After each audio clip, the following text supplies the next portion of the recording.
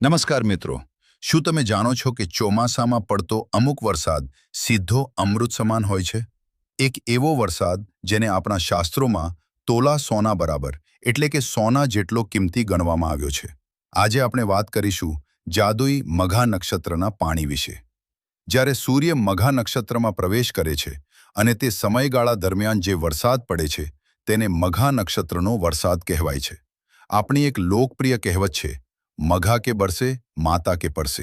એટલે કે જ્યારે માતા પોતાના બાળકને પ્રેમથી જમાડે છે તેટલો જ ભાવ અને પોષણ આ વરસાદી પાણીમાં હોય છે. ચાલો જાણીએ આ પાણીના અદ્ભુત ફાયદાઓ. પહેલો ફાયદો છે આપણું શારીરિક સ્વાસ્થ્ય. આ પાણી આપણા પેટ અને આંતરડા માટે વરદાન સમાન છે. જો તમને ગેસ, એસિડિટી કે અપચાની સમસ્યા છે તો આ પાણી જાદુઈ ફાયદો કરે છે. નાના બાળકોને પેટમાં દુખાવો હોય કે કરમિયા થયા હોય તો આ પાણી પીવડાવવાથી તરત રાહત મળે છે. જો આંખોમાં બળતરા થતી હોય તો આ સ્વચ્છ પાણીના 2 ટીપા આંખમાં નાખવાથી ઘણી ઠંડક મળે છે. બીજો ફાયદો, ઔષધિઓનો સાચો મિત્ર. તમે જાણો છો, ઘણા મોટા વૈદ્યો આયુર્વેદિક દવાઓ બનાવવા માટે વર્ષોથી માત્ર મઘા નક્ષત્રના પાણીનો જ ઉપયોગ કરતા આવ્યા છે. જો તમે કોઈ આયુર્વેદિક દવા લઈ રહ્યા છો અને તેની સાથે આ પાણી પીવો છો તો દવાની અસર અનેક ગણી વધી જાય છે.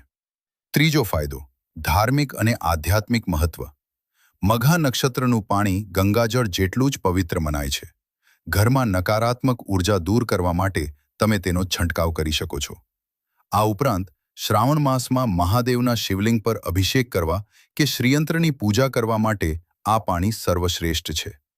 ચોથો ફાયદો અને સૌથી જરૂરી વાત, આ પાણી બગડતું નથી. આ પાણીની ખાસિયત એ છે કે તેને 12 મહિના સુધી સંગ્રહિત કરી શકાય છે અને તે શુદ્ધ જ રહે છે. પરંતુ સંગ્રહ કેવી રીતે કરવો?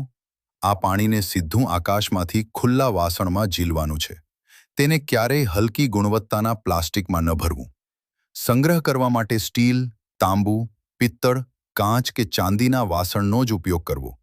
જો પાણી લાંબા સમય સુધી સૂર્યપ્રકાશના સંપર્કમાં આવે તો પીતા પહેલા તેને ઉકાળી લેવું હિતાવહ છે.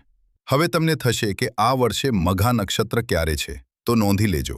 આ વર્ષે મઘા નક્ષત્ર 17 ઓગસ્ટથી શરૂ થઈને 29 ઓગસ્ટ સુધી રહેશે. અને સૌથી મોટી ખુશખબર એ છે કે આ વખતે મઘા નક્ષત્રનું વાહન મોર છે.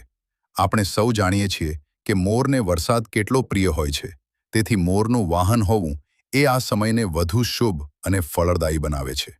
તો મિત્રો, 17 થી 29 ઓગસ્ટ વચ્ચે જ્યારે પણ વરસાદ પડે ત્યારે આ કુદરતી અમૃતનો સંગ્રહ કરવાનું બિલકુલ ભૂલતા નહીં. જો તમને આ વિડિયો ઉપયોગી લાગ્યો હોય તો તેને લાઈક કરો, તમારા મિત્રો અને પરિવાર સાથે અવશ્ય શેર કરો, જેથી તેમને પણ આ અમૂલ્ય માહિતી મળી શકે. અને આવી જ અદ્ભુત